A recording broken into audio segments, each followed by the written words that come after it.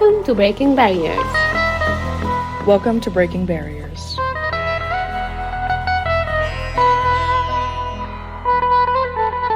Welcome to a journey of resilience and resolve, where the voice of Afghan women journalists resonate with stories of lost dreams and restricted freedom. In each episode, we delve into the hearts and minds of those who dare to speak out, despite the shadows that loom over their future. We explore what it means to yearn for a silenced past and to hope for an unseen tomorrow. Join us as we listen, learn, and share in the struggles and aspirations of these courageous women. Together, we seek understanding and foster hope.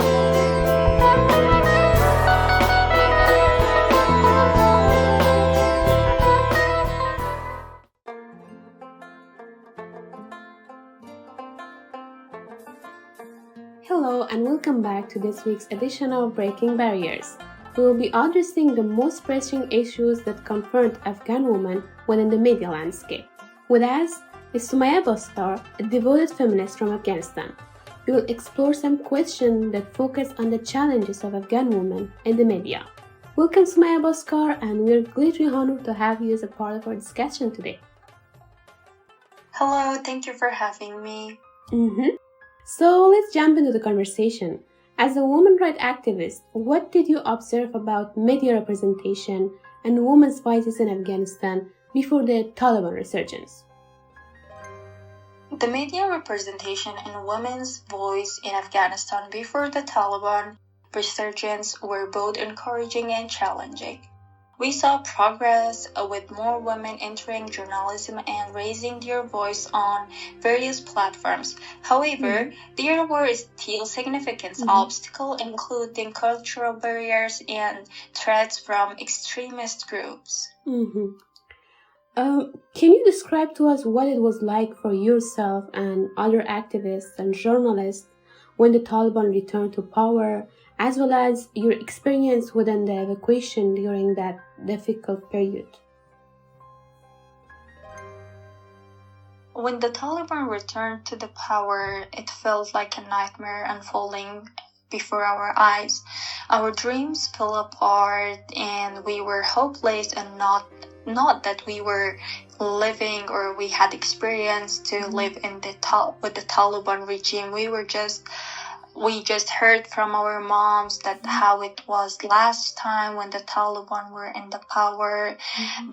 Our moms, they couldn't go out without chaperone, they couldn't study, they couldn't work. So it was really hard for us to accept this. And about the evacuation experience was very hard. It is very hard for me to repeat all those experiences, but I can imagine this is really a difficult topic to discuss, but we really appreciate your courage to tell us really how was that. So we were trying to get out because of our situation. We couldn't study anymore, we couldn't work, and the university that I was studying in, it was online that time, but we were planning to go back to our campus and start studying in person. So we were kind of ready that we want to leave the country. I had the hope, like at least 50%, that I'm gonna leave here. Hopefully, if not immediate, I will leave maybe after a month or two. But I can't imagine, and for those girls and women, that they had no hopes and they were just stuck on that situation. It was very hard for me. I was there just for 2 weeks when the Taliban took over, and the university was trying to get out all the students, and so we were about 148 students, and they were thinking how they can take us out from Afghanistan safely. So they arranged 7 buses so we can get into the bus and get into the airport because of the circumstances that were on that time. We couldn't just walk or go by ourselves to the airport, so we have to be as a group, and they have to recognize us. They have to give the permission to us so we can enter to the airport. The first time that we tried to go to the airport, unfortunately, we get out of the house. We went to our station that we were about 15 students, I think, in a bus that we were supposed to go to the airport. When we get into the bus, they called us that it's cancelled. We can't go today because of the our safety. We have to go back to our houses. And I was like, everything is done. The university can't do anything for us. We are stuck here. I was so hopeless, going back to home, crying, and like all of my dreams were falling apart. I was thinking, how can I survive? But the university gave us another hope. They said, just be ready, we will call you back. And I was okay. I was ready, and the next day they called us back and said, you need to come back to your stations. We went there, we get into the buses, we headed to the airport, and they were trying different gates of the airport that we can get in, but because of all the people around the airport and the safety circumstances, we couldn't find a way to get in the airport. And we were in the buses just going around the airport, and we were not sure where are we going. And every minute we were in danger because there was explosion happening. People were all around. The American military were defending the airport. They were putting some gas and using other equipments to stop you guys. To stop us and to stop other people rushing to the gates. But it was not working. And we were just going around the airport many times. We went it was about 12 p.m. or p.m. Yeah, it was noon that we headed to the airport, and the weather became dark, and we were still around the airport. It was 1 a.m. We were still outside. And it was 2 a.m.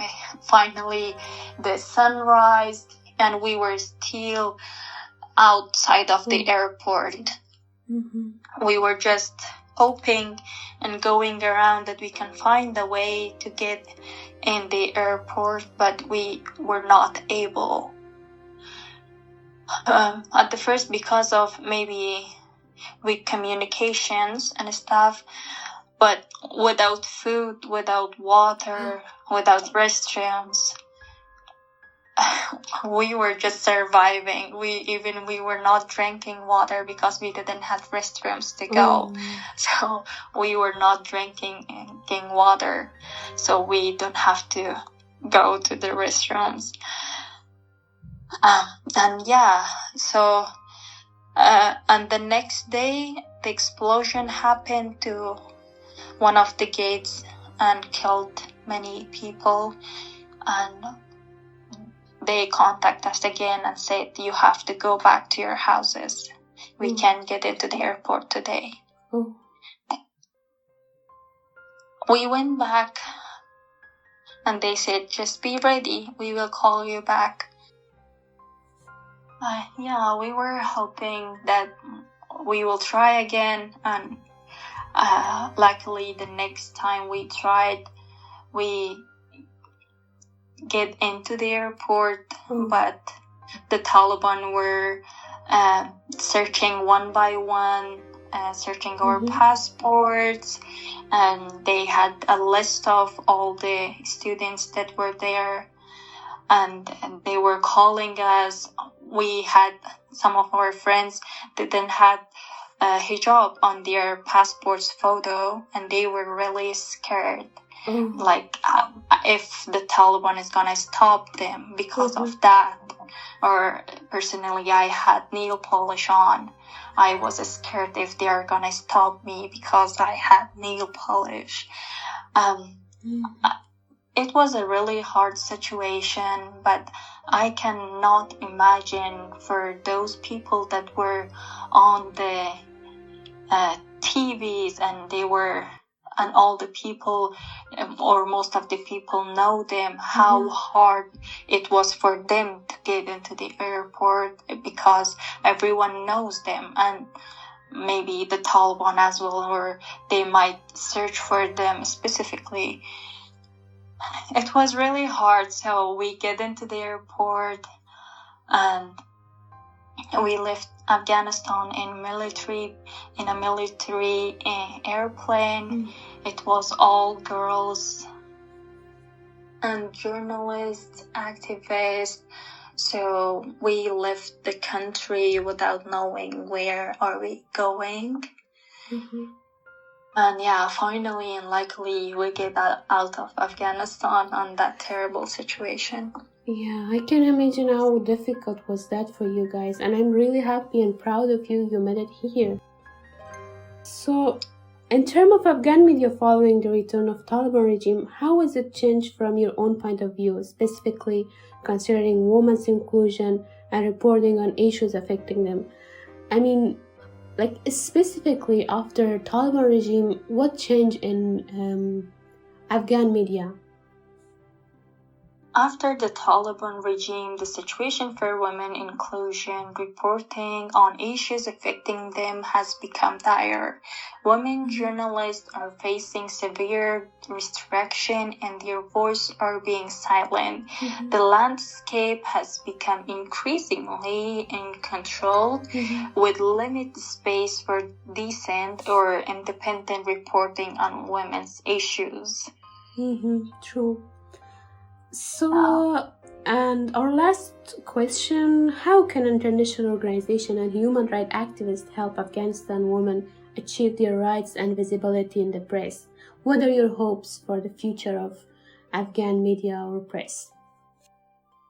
The international world must continue to consist in refusal to recognize the Taliban government, in addition to offering resources, working for safety, and amplifying the voices of Afghan women. We make it very evident that such actions are unacceptable on the global stage by declining to provide authority to a government that routinely restricts women's freedom and rights. Somaya Baskar, through your insights, we have come to know the intricacies of the situation, and we appreciate you for being open about it. You bring an important point of view here. Thank you for giving us your story. Yes, of course. I hope this story can help the world to understand the importance of the issue and not recognizing the Taliban as Afghanistan's government. Finally, I would like to say thank you to all my listeners for joining me in this contemplative journey. Each shared story brings us near to understanding and empathy. Until then, take care.